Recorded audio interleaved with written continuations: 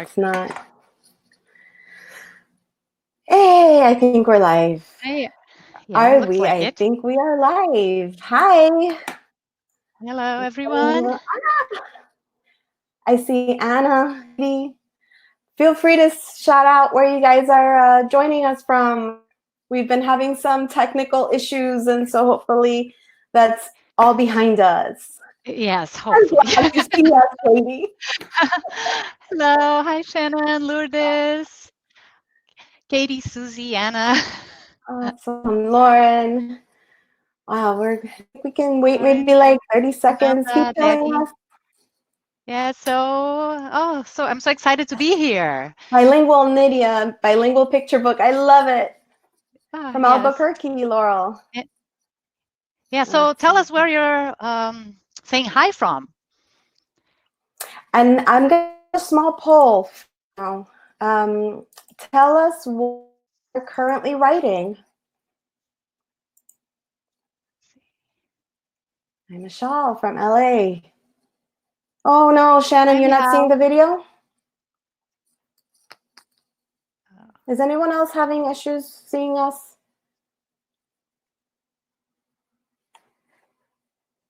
I'm not seeing. Oh, From it's Brazil. Shannon. Yes. And from New York. California, Florida. Wonderful. Yay. All right, Okay. awesome. Okay, Ooh, so we a have lot of picture book writers. We have middle grade, YA. Yeah, 83% picture book writers. Okay. Well, we have 26 people with us today. So let's get started. Sounds awesome. Let me go ahead and start this. Okay, well, so first of all, we are part of Las Musas, and it's a group of Latinx authors trying to celebrate our diversity and experience and share it with our communities. So, and we are here today. Las Musas has been offering several webinars for free. So please check our website. We're going to share it at the end and see what other webinars we have coming up. And let's get started with that webinar. Sounds awesome. It's OwnVoices Brainstorming, Mining Our Cultural Heritage and Memories for Story. I'm Joana. This is Alexandra. And I'm Alexandra. And Alexandra, would you tell us a little bit about yourself? So I'm Alexandra Alessandri. I am the author of Feliz New Year, Eva Gabriela, which comes out in October from Albert Whitman. And Isabel and Her Colores Go to School, which comes out from Sleeping Bear Press next year. I am Colombian American. I write poetry in addition to children's fiction, and I teach English composition and creative writing at Broward College in Pembroke Pines. And Joana, what about you? Okay, well, so my name is Joana Pastro. I was born in Brazil, and I've been living here for the last 20 years. I'm the author of Lily Bella, Damsel Not in Distress. That comes out with in September 8th this year with Boyd's Mill Kane. And Bisa's Carnaval with Scholastic coming out fall 2021. So I'm an architect, but I haven't been working with that for many, many years now. After I had my kids, I started thinking about writing for children. And finally, after a lot of thinking, in 2011, I started writing for children. And I've been doing that ever since. That sounds awesome. We have similar stories in that it's after we had kids that we sort of kind of found our way into writing for children. So we have a proposition. Well, actually, two things. One, at any point during this webinar, if you have any questions, both of us will be checking the chat box. So if you have any questions, we'll try to kind of go back and forth and address them as we go. If not, towards the end, we will have another opportunity for kind of an informal Q&A. But also gold. We're just kind of going on with this whole digging for gold, mining for story. Pardon us our corniness with this, but throughout the webinar, we are going to have an opportunity for exercises. Any point, if you are inspired, if you have a story idea, we want you to type out in the chat box gold, all caps, exclamation, as many as you want. And the idea is that we want to celebrate with you all. Publishing tends to be a very up and down business, and there's certainly a lot of waiting, a lot of patience, a lot of down moments, and we should be celebrating every high, including the getting of ideas, or you know what I mean. Yes, we do. Okay, so Right. Alexandra. Actually. Well, actually, Joana. Okay. Yeah, we kind of flipped it around. Tell us a little bit about your books and what inspired you to write them. Okay, so Lily Bell, A Damsel Not in Distress. Well, actually, it all started with an invite for submissions from Cricket Magazine, call for submissions. And the topic was knights and castles. So from brainstorming that, I came to the phrase, a damsel in distress. And from there, immediately, like, no, a damsel not in distress. And I thought it was pretty catchy. And so the whole idea came from that phrase. And I started, after that, I started thinking, so I want to tell this story about a girl who loves to be girly and is proud of that. And she doesn't want to be waiting for rescue like damsels in distress usually do. So she proves to everyone that she can very well save herself with her skills. So basically that's the gist for Lily Bell. Bisa's Carnival is the story of a little girl and her great grandma, which in Portuguese is we call bisavó. And it's a story of the two of them and some cousins preparing and sharing their love for Carnival and for each other.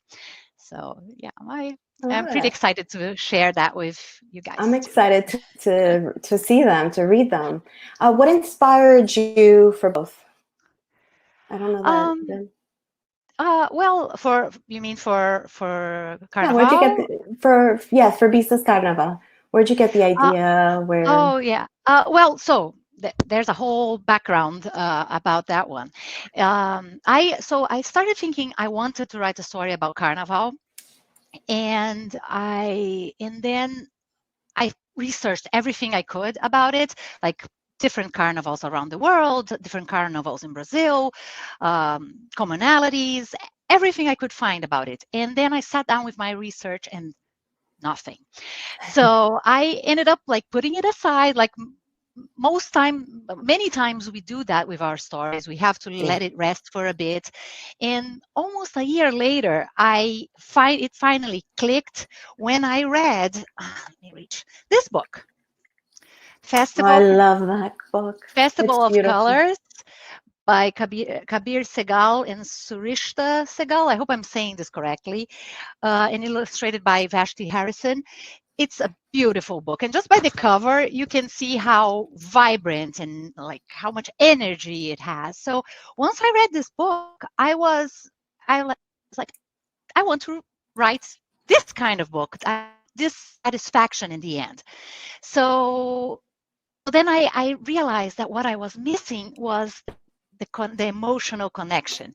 And that's how I finally was able to sit down and get Bisa's Carnival on paper. I love it. And I love it. And we're going to circle back to that emotional connection in a few minutes. Okay, so now it's your turn. Alexandra, tell us about your books.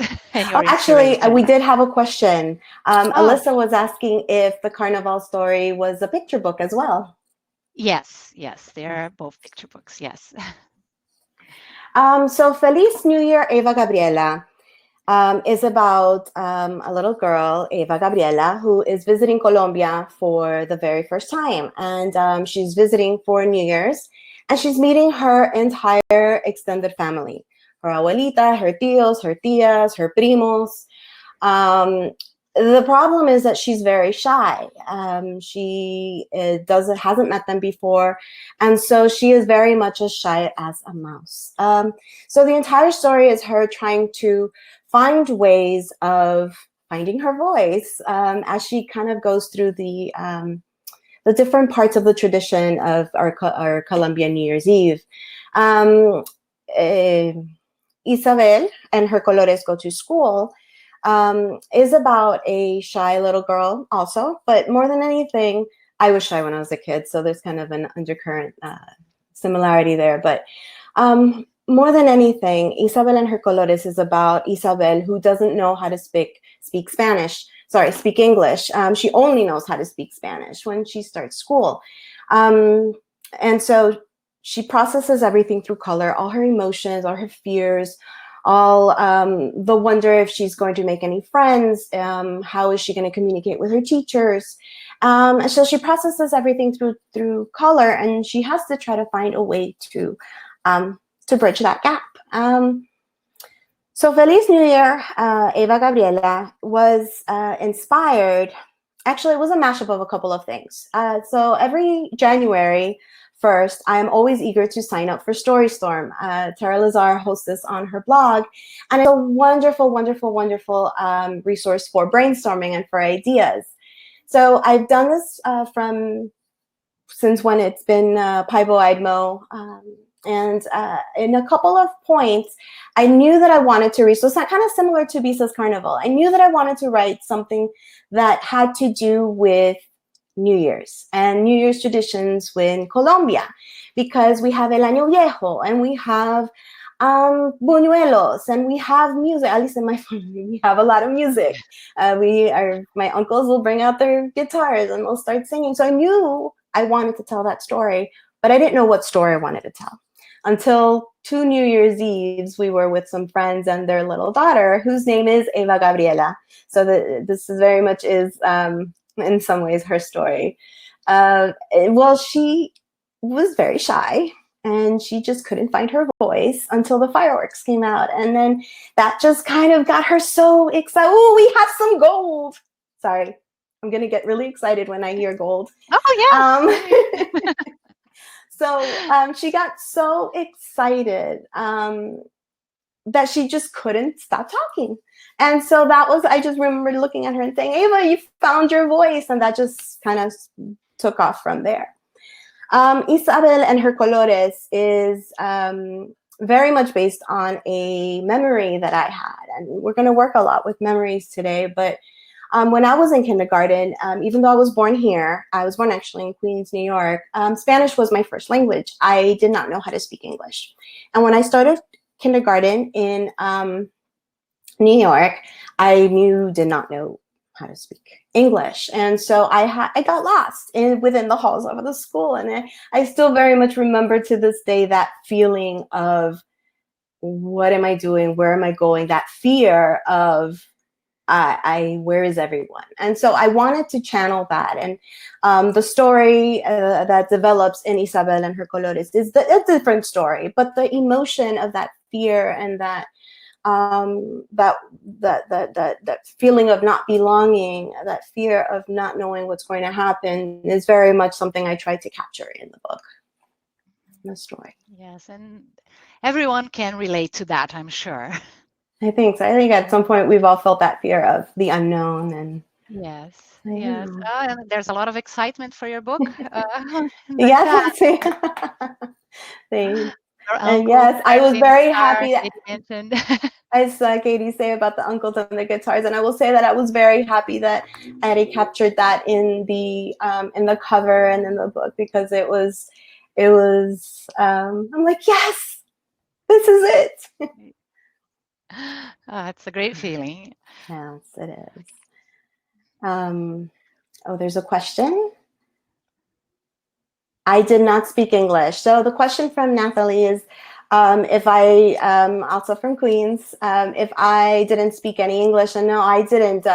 My parents didn't really speak much English. And so I didn't speak. Spanish was my first language. And even after I started school, but I learned English, and now I'm teaching English. My dad made it a point of saying, once you pass the threshold into our house, you will not be speaking English. You're only speaking Spanish. Mm-hmm. That's certainly a good call, I guess, if we want to keep our native language. I have Otherwise, not. It's so easy for them to. I have not done as good a job with my son. Yeah, my kids. Yeah. Vocabulary-wise is the worst part. Like sometimes they just don't know the words, and then it's like Port Inglés that goes on. And I see Alyssa's also working on a manuscript with a similar experience. And I do think that experience in some way, shape, or form is very, very universal. So inspiration. So we've both talked about kind of where the inspiration for our stories have come about. And I think there is a general consensus that we know where to look for inspiration, right? We know that a lot of the inspiration comes from external sources. So things that we observe, we're going about, and back when we could go out and see kids in the park, and we see them interacting, and we're observing that. We use our senses to hear and to see and to smell and to taste when we're eating these amazing foods that are part of our cultures. We eavesdrop, at least I do. My son sometimes says that I'm kind of stalkerish, and that when I just listen to what people are saying, and we get bits of dialogue. I know that I hear my son play when he's playing video games or when he's talking to his friends, and I'm getting a lot of material for dialogue and for character, things that they're saying at this point. And the younger the kid, like the most unusual things they'll say, right? Yes. Like I think a lot of us have noted down what our kids said, or our nephews, nieces, and that was super fun and cute, and sometimes even inappropriate, but that comes out of their mouths. So and you write it down, and you store it for some point that you can use it. And Joana, like you showed, books can be also great inspiration, whether they are mentor texts, or I tend to I really like prompts. I use a lot of prompts to fuel writing, which is one of the reasons why I really like Storystorm. But since I do a little bit of personal writing with memoir-ish and poetry, I tend to really I found this book, and I don't know if you guys can see, it doesn't look like but it's Old Friend from Far Away, The Practice of Writing Memoir. By Natalie Goldberg. It has some amazing prompts that can be very useful, and some of the ones that I used today were inspired by some of the prompts that I found there, but I've used it. But also Poet's Companion. If you write poetry, this is a great resource. If you don't write poetry, it's also a really good resource. It teaches about poetry, but it also has a lot of prompts that gets you fueled, like a lot of inspiration, a lot of ideas that can trickle down into some other forms of writing. There's TV and film. Yeah, and I have that story. So the pitch for the story that got me my agent, actually the story that got me my agent through PB Pitch, was a story about a Viking. And I had this story watching the TV show Vikings, which is not for kids at all, but somehow it gave me the spark for the idea, and I don't know, it hasn't sold yet, but I hope it does soon. That'll someday be a really good, it'll be a really funny story for teachers and librarians, I think. I hope so. We had some questions. Yes. So Katie asks you if you write PB only. So I actually write all forms. I write middle grade. I've written middle grade, young adult. I've only published picture book, or I'm going to publish picture book, and I've published poetry.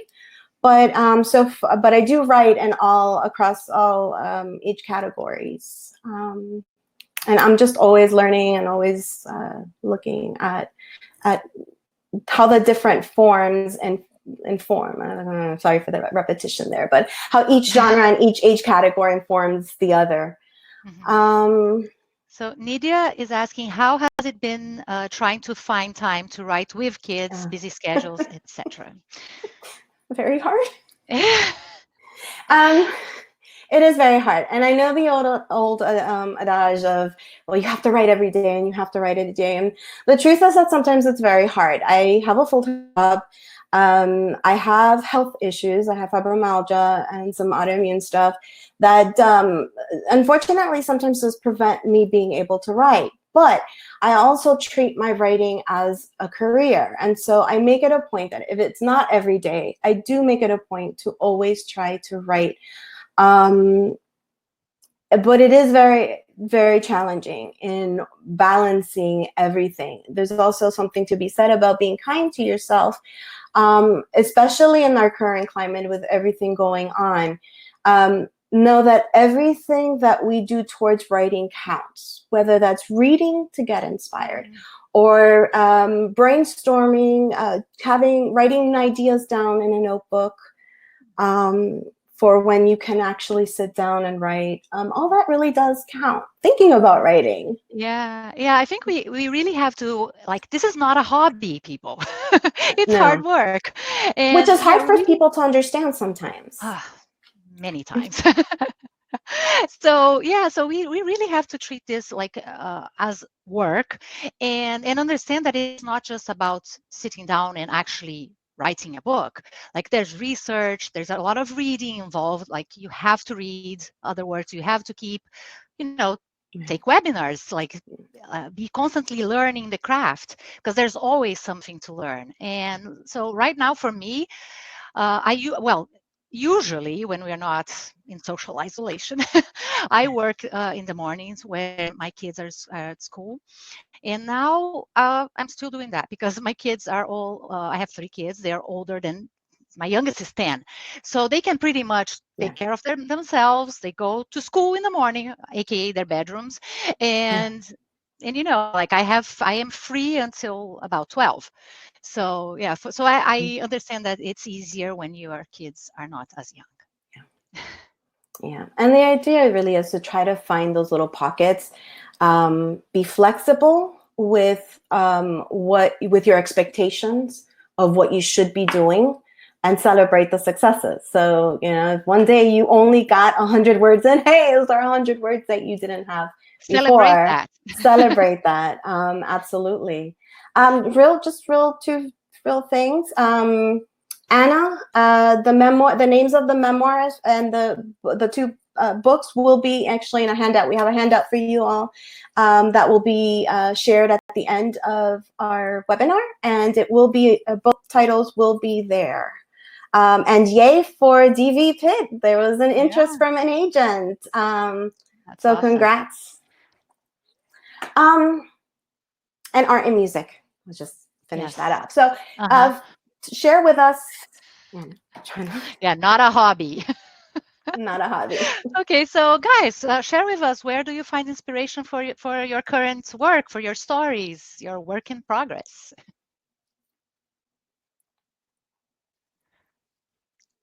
And it could be whether it's a something that you're writing now, maybe something that you've written before.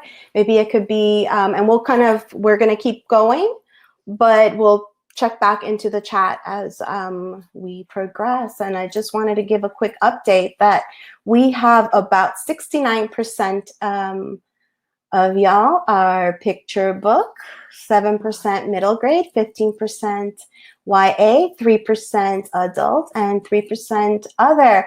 And I'm curious the other, if it's poetry, if it's memoir. I know one of you, and I can't remember right now, I have to go back to the chat, said that you are an aspiring writer. And I'm just curious what you like to write in. I do think that every type of writing does inform something else. Yes, and we got 2 golds. Yes. Awesome. Oh, I missed it. Yeah. That is awesome. And Laurel, you shared the Creativity Project, edited by Colby Sharp, a collection of story prompts by children's authors. That is awesome. That's a wonderful resource. Thank you for sharing that. Awesome. All right. Oh, I know I hadn't moved up. All right. So when the idea of when we were having this idea for this webinar about own voices inspiration, it really kind of looked at how when we're used to looking outward, we should be looking inward. When we're looking at our lived experiences, our cultural heritage, our memories, our family dynamics, our friendships, anecdotes that have been passed down through from family member to family member, stories of how we came to this land or how we went from one place. I mean, I know I grew up hearing that from my grandparents and even from my dad. There's always little story nuggets that are found in those. Our experiences, cultural traditions, festivals, and even our personal photo albums. I am very, very grateful that my mom was very obsessed with photos, and I have several photo albums full of pictures that I can use. Yeah, and yes, there's so much to be found in all of those topics. Well, not topics, all of those items there. Like there's like if you start thinking about like one particular day at school in 6th grade, you might you can start pulling threads, and one memory will take to another, and it's so rich, and sometimes we don't even realize what we remember. And we do. Like our memories are amazing. And I think we sometimes undervalue asking questions. We don't ask. Maybe I'm just talking here from personal experience. When my dad was still alive, there was so many missed opportunities that I had where I didn't ask the questions that I should have asked, where I wish I would have written down things that he told me, because now I only have the recollection of those memories, which are imperfect in a way. So asking questions to our relatives, from Laurel says, from cultural traditions, but how to structure it in a modern day, absolutely. Also, the hard times we've passed through, Michelle, you said, those are all absolutely excellent story materials. The immigration story, I didn't know my parents' immigration story until about a couple of years ago, and it was one of those that it struck me of, why didn't I know this before? They are absolutely all story nuggets. Some of you find inspiration in music and TV shows, memories, books, shows, observing. Picture books. Picture books. A lot. And picture books, you can read so many, throughout the week, many picture books. And even there's the Jeopardy winner recently, who he said that his secret was reading picture books and biographies and nonfiction. So among all the richness that we have. So yeah, picture books are a great resource for sure. And Nidia was asking about her inspiration for a story that is like a love letter to her kids about her husband's story. You know what? I think we can write about anything. It's just a matter of putting it inside, like making Framing it fit the picture book format. Absolutely. So yeah, go ahead. And things to question or to ask yourself is, how would the story be told? Would it be an intergenerational story? Would it be written from a child's perspective? Generally we think picture books from a child's perspective, but there are absolutely these intergenerational stories that could work really sweet and really well in picture books. So basically, in a nutshell, and what we're going to be doing now, when we look at the Own Voices brainstorming, we're looking at that mashup of memory, family, culture, and how these can inspire story. Okay, so now we're going to head into our prompts and sprints, and the goal is to get at the heart of the emotion in our memories. That means dig deep and pay attention to how the emotion, the personal experience, and the strong emotional content connects. So emotion, experiences, and I got lost somehow. Connect to generate those stories. Okay, Yeah. so And if let's we get. really think about it, the emotional connection is what we connect with when we're reading. It's that we can have a very fast-paced story, but if we're not connecting on an emotional level to that character, it's going to fall flat for us. So we have all these memories. We're going to try to tease some out. But as we're doing so, I want you all to kind of pay attention to the emotions that come and that are tacked on. And where the heart is. So Yes, that's where I got lost. where the heart is. What's the story you want to tell and only you can tell? Yeah. Wanted to make, as we kind of jump in, Natalie said that she's a journalist, so her subjects inspire her. And actually, that was a great segue into this, because our professions and our connections with what we do also function in that inspiration. It allows us to connect into, and it allows us to connect not just to this, let's say, the subjects, but also gives us a unique twist to the story that we can tell. All right, so writing prompts. Grab a sheet of paper, grab a pen, something to write with. If it's on the computer or a tablet, it doesn't matter. Notes on the phone. Generally, when I do writing prompts with my students, we tend to have a little more time. So we do 5 to 10 minutes per prompt. We're not going to do that. We do have a handout at the end of this webinar that has the instructions, that has these prompts in addition to a bunch more. So we'll do about 30 seconds. We'll give you guys about 30 seconds per prompt. We'll talk a little bit before, after. I like to say often, sharing is caring. Don't feel like you have to share. If you want to share, we will celebrate with you. I think sometimes we learn from each other. So what someone comes up with, someone else gets inspired by their own personal memory that is similar in nature. So we'll have about, we'll read the prompt. You'll have about 30 seconds to write some initial ideas down. Remember, if you find something that you really connect with, shout out gold. And let's get started. So prompt 1 is a good one to start with. Start with the words, I remember. Let yourself remember anything and everything about your childhood. See where these 2 words take you.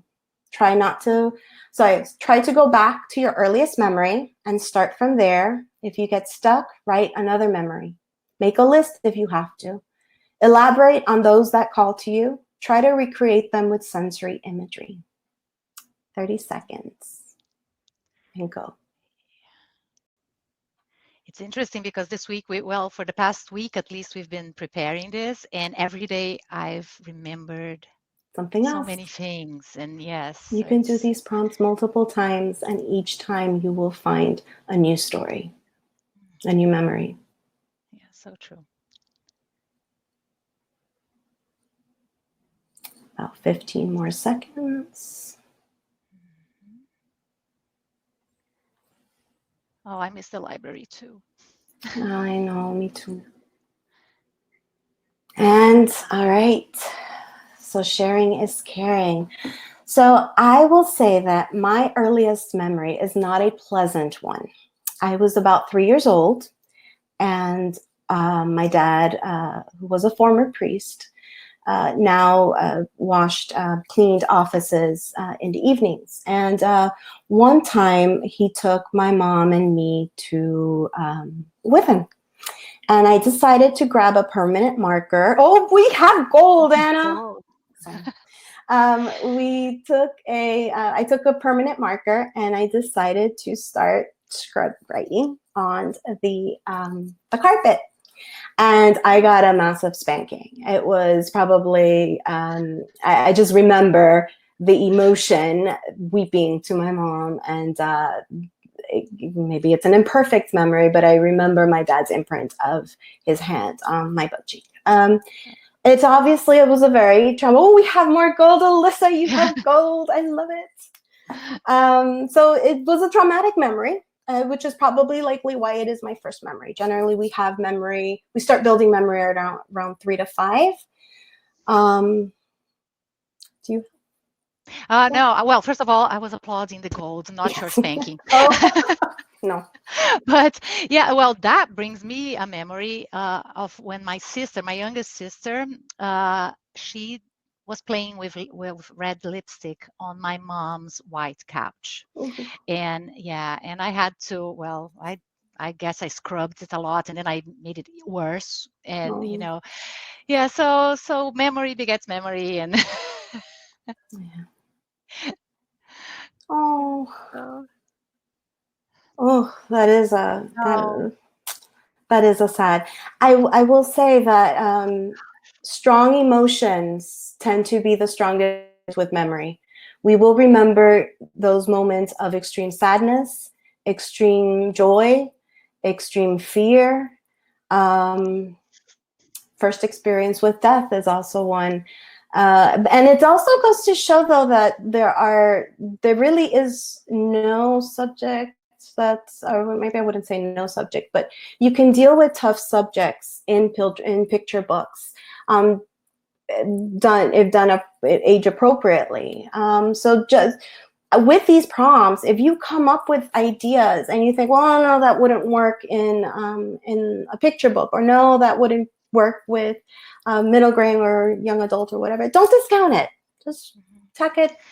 And remember that story isn't, you're not supposed to tell, your story is not supposed to be a memoir necessarily. Right. You're not supposed to tell exactly what happened to you. You're supposed to take that and add a little something here and there and really and put it in the shape of a story, So yeah, so keep those memories. Yeah.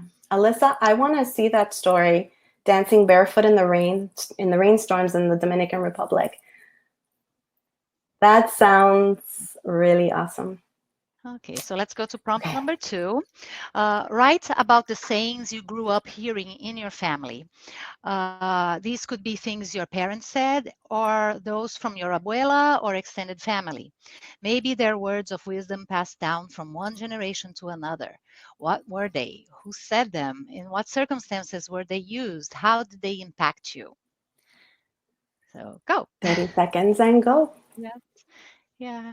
Well, I like the idea for Lilybell, like the phrase "damsel in distress" is in a way applies to this. Yeah. Like it can, like a saying alone can maybe be a title for your next book. Oh, I have talk like a wet parrot, hablar como loro mojado, in Feliz New Year. Eva Gabriela, and Se te comieron la lengua los ratones.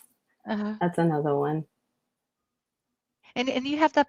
You mentioned that book that you own. Yes, actually, there's a book called, and I think I'm gonna call time, so we kind of get going. The results of this prompt can lead to dialogue, like little bits of dialogue, like in our books, either the title or the or within the story itself, or it could lead cosas que dice mi abuela, things my grandmother says, which is a book that is full of refrains that or dichos y refranes that are found that grandma says. We have gold, yes. Any maybe is a gold. Katie has shared a fun story where when her dad shaved off his mustache when she was 2 or 3, None of us, I'll just read what she said. Yeah. None of us had ever seen his whole face before. My mom screamed, and my older brother started crying because he didn't think my dad was still Oh, my dad. oh, That's great. Great that I story. could see that being awesome and leading to some very funny. Um, yes. Oh, we have another gold. Oh, All yay. right, awesome. All right. Prompt 3. Write about a time you danced as a child. Were you just learning how to dance salsa, cumbia, or cuadrilla? I don't know if I pronounced that right. Were you dancing at a specific celebration? Were you dancing with a grandparent or parent, or was it for school? Was there a deeper meaning to the dance? 30 seconds and go.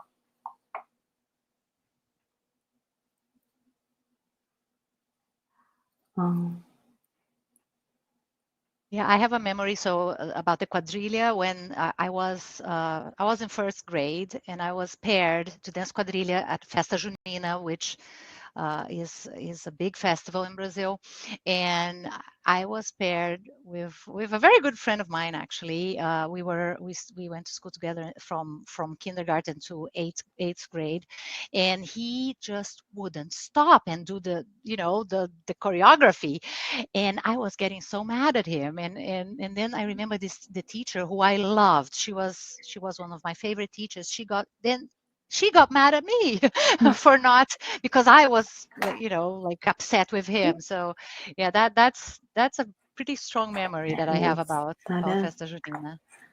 I'm gonna call time. Laurel, I think you have story gold there too. The story of our grandfather as tribal chairman fighting the dam being built, which would take away our ancestral land. That sounds like a powerful story. I have a small, I'm going to say really brief, which would be it's going to make it at some point in a middle grade that I write. I just don't know where yet. I was 12, really shy.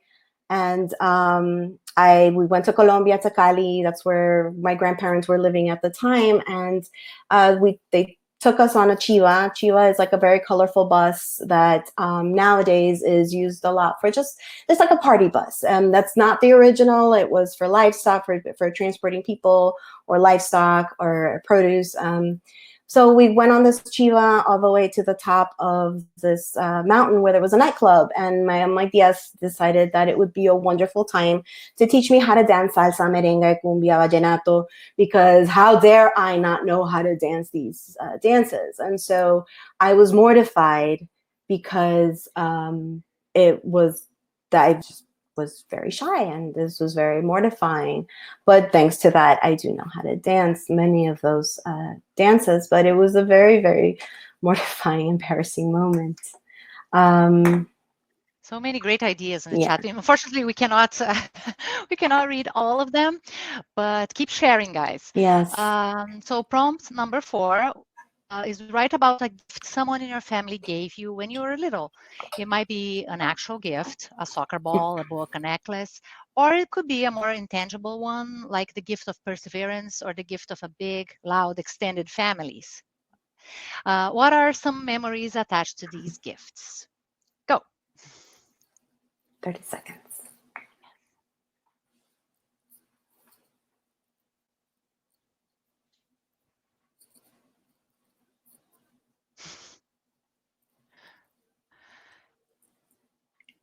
Yeah, I have the gift of a very loud family. I do too. I also have the gift of a very big family. My mom is the eldest of 11. And while I'm an only child, I have a lot of cousins. And those cousins definitely, most of us live in South Florida, and that created a very lively upbringing. You celebrate everything. And like I said, music was everywhere. No, that sounds fun. Yeah. Okay, I think. And yeah, we can call time. Yes. So I'll read Ophelia. I remember my aunt that gave me a set. Oh, I lost it. Of tacitas para el té, like for a child, and I was 14, 15, and I was made I was made that She's, she still thought of yes, as a yes. child. Yeah, well, we do that all the time when we like meet a nephew or niece after some time, and it's like, oh, you grew. I still remember you being this tall. Oh, that is the frame. That is a very common refrain. Yes, Yeah. but you were just But there's a lot of really great gifts that get passed down from family to family, or from generation to generation, I should say, or in things that we inherited when our loved one passed away. When my dad passed away, I inherited his crucifix that was given to him by his mom when he took his vows as a priest. And there's a little bit of a haunting story there it's very convoluted and whatnot, but it's a very interesting piece that inspired a poem, and it was from this prompt. Cool. Right. Okay. Go. Okay, so making lists. So so the idea behind this is that you can get a lot of creative juices flowing just by making a list. And so we have a few topics here, and the idea is just to list everything that you can think that is unique or different to your culture. So for instance, in Brazil, for instance, baseball is not a sport like a traditional sport. I think there are some places have teams, but it's not considered a Brazilian sport. Like soccer is big. Like soccer has an importance that, like, I think it would be equivalent to probably to football here. And by the way, in Brazil we call football American football, and soccer is futebol. Yes. So those little so that those differences and how we feel about these things is what I want you to really focus on, and like make a list, your favorites, your least favorites, and try to find a thread and that can probably take you elsewhere, with these. So for the first sprint, we have, and again, we're going to give like 30 seconds for all of these. You can pick one, you can do all three of them. We have festivals and celebrations, an example, Carnival, music and dance, clothing and accessories. So go. And I can add that some of these lists are going to be long and rich and like endless, and others you might have trouble, but that's okay. I think the interesting thing to do here is just like keep a document in your computer, keep like the lists on your wall, and just add to them and refer back to them anytime you feel like you could use a little inspiration. Yeah.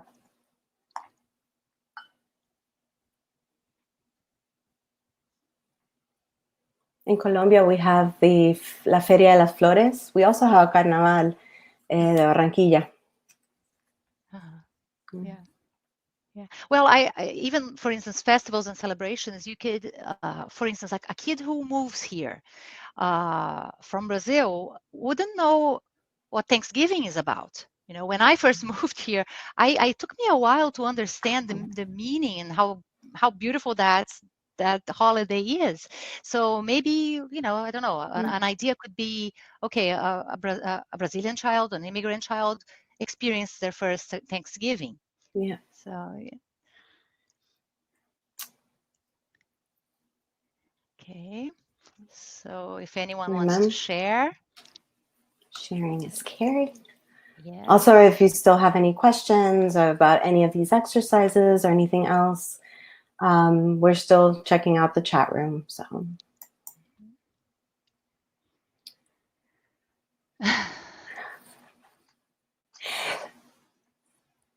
So Michelle says that her parents, that Halloween still baffles her parents. And it's interesting, actually.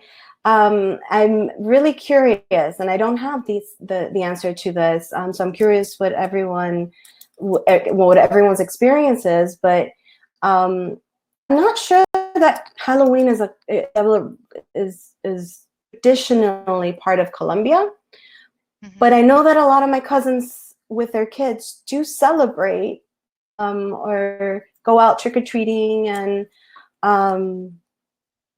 get dressed up, get put on costumes. So I'm really curious. And Katie says, I love that idea, Joanna. Write that. Yeah. Well, and Laurel mentioned about Yes. her cultural perspective, and that's true. Like, unfortunately, Yes, Thanksgiving, it is very. Yeah, that's a whole different. What we've been taught isn't the whole story, isn't even remotely close to it. Yeah. All right. So sprint 2 sprint 2 is going to look at plants, flowers and fruit, animals, food and drink. I think food and drink especially, it tends to be something we connect with. It connects with us to memory. It connects with us through family. It connects us in many ways. Sometimes there's foods that we really love. Sometimes there's foods that we don't, and that maybe make us feel less than within our culture. I know that's true for me with sancocho. I despise sancocho. And for a long time, I just felt like it made me less Colombian. Whoop, another gold. Yeah, and I think like everyone has like that special food that their grandma maybe made, or their mom makes, or the dad. I think that food is something that really brings memories back. Yeah. So about 15 more seconds. But yes, Lauren says there are so many historical inaccuracies threaded through our holidays. Absolutely, 100%. And it's why we need more stories. Yes. We need more own voices, stories. Yeah. Gold. Oh, another gold. Morir soñando. Awesome. Okay, so let's. That's my sister Olivia. She's talking about about barriado, which is a dish from the south that my dad makes, and my father-in-law too. Really good. So I'm not getting to it right now. You'll have the time. So let's move on. Okay, so sprint number 3. Think about landmarks and places, sports and pastimes. I already mentioned about baseball not being typical of Brazil, and soccer being super our favorite sport, or at least it's the national sport. And famous people like artists, scientists, people who play sports, and so on and so forth. Authors. Gabriel Garcia Marquez. So one everybody always thinks of when they think of Colombian authors. Yeah. But architects. Architects. I'm an architect. There are some awesome ones. Oh, history of falafel sounds yummy. Yes. Write that, Michal. Yes.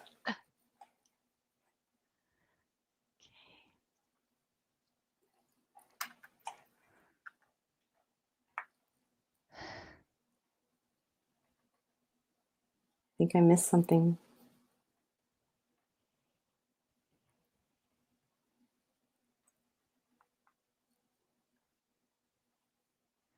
Okay.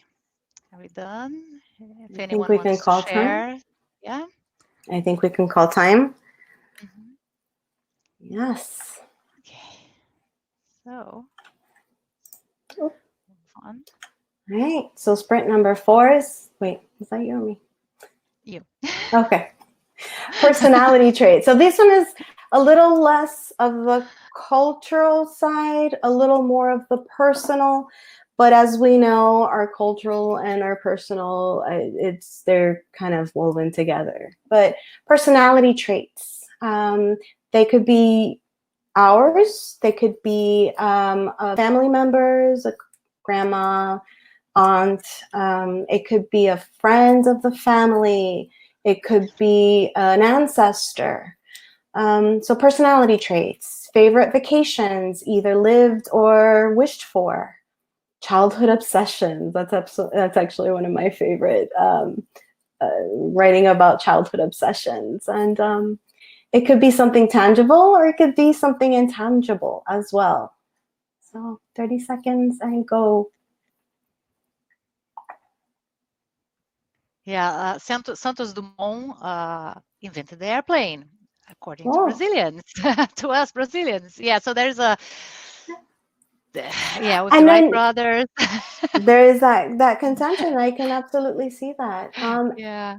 And I think that sometimes you and I were talking about nonfiction and how sometimes there's a little bit of that fear that that there isn't a market for it. But if it has a unique subject and it has a unique hook or a unique twist, there is absolutely still a market for it. Yeah, so and Nidia is asking a question here. So you may or may not cover this today. Trey, wait, it's moved. I'm not as fast as the. Should a bilingual writer seek out a bilingual literary agent, or is that too limiting since most of the publishing world is white? I, well, like I don't think. I think you can. If the You don't agent. have to. Yeah, I think if the agent likes your work and wants to work with you as a diverse own voices, Right. person of color, whatever, I think if they embrace your work, I think you have Yeah. to. I think that's the The way to go. Yes, and the tricky thing, a good agent for you is really what is the most important. That may or may not be a bilingual agent. If it's an agent that does not share your culture, it is going to be very important that they are respectful and that they understand and work with and champion you. Because it is a business relationship, but it is very important. So do you have to? Should you? That really is a question only you can answer. Who you would feel more comfortable with, but you don't have to. Can, but I don't know if. Yeah. I think you expert if the agent is not the same background you have to bring your expertise and defend your why are you writing it like this, why it's authentic. So but my agent is not she's her I think her mom is German. So and I think I believe she was born here. Her mom is German, so she's not Latinx or but she respects and she's very Same curious. here. And my agent has been a wonderful champion for my work. She loves my stories and she champions them and she doesn't give up on me. So that's really the most is important. Yeah, that's the fit. So Lauren asked the question here. She said she has a hard question for us. Balancing authentic traits while not supporting or perpetuating stereotypes feels tricky. Do you have thoughts about that? There's a lot of writing and revising involved in them. We do need the authentic traits, at least. So the authentic traits, authenticity is a really tricky thing because it is authentic for us individually. My Colombian story is not necessarily someone else's Colombian story.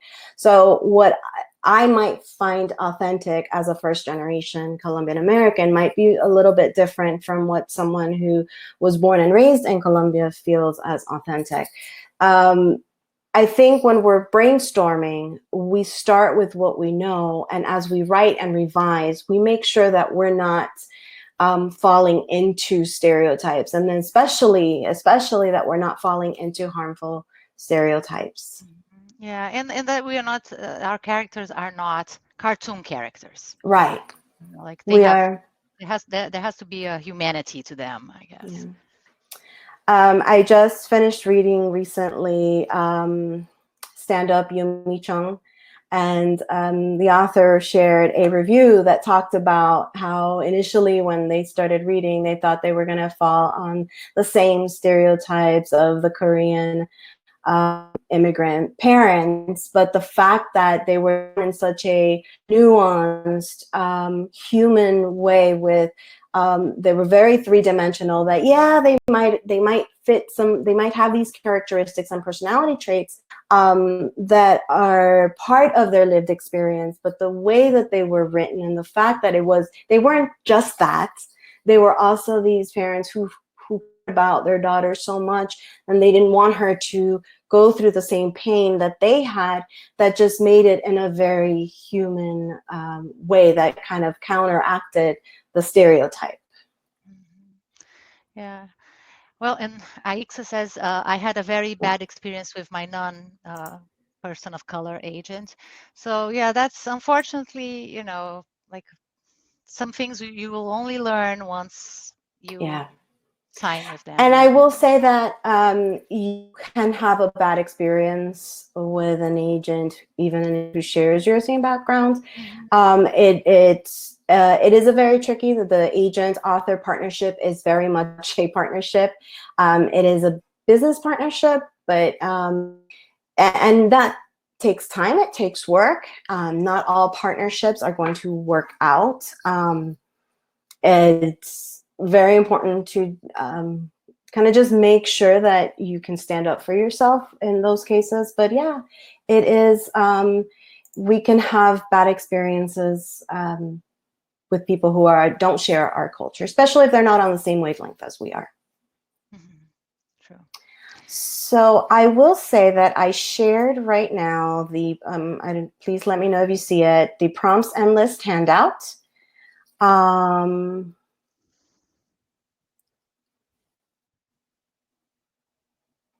So Jad, please let me know if you see them. It's going to be a document that will have some of the prompts on the list that we shared, as well as some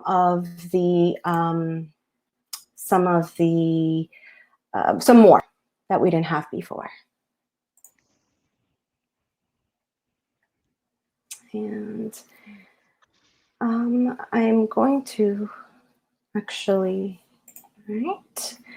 So for more Las Musas webinars, you can log on to lasmusasbooks.com/webinar-series. There's actually a really great webinar happening next week. It's very interesting. It's called Legal Stuff for Writers, and Maida is going to be speaking with Jilly Segal. I don't know if I'm pronouncing that right. If I'm not, I'm sorry. Please forgive me. But it sounds really interesting. It is coming next week, but check out the website because they do have a couple more listed, and there will be more webinars coming in June as well. They are free. So hopefully you'll enjoy it. And Joana? Okay, well, so we love being here with all of you. I hope we were able to help and answer all your questions. And if you'd like, follow us on Facebook, Twitter, Instagram, or visit us at our websites, alexandraalessandri.com and joanapastro.com. And I guess we'll be seeing you guys around. Yeah. It was great seeing you. Thank you so much. Bye. Thank you. Bye. Bye.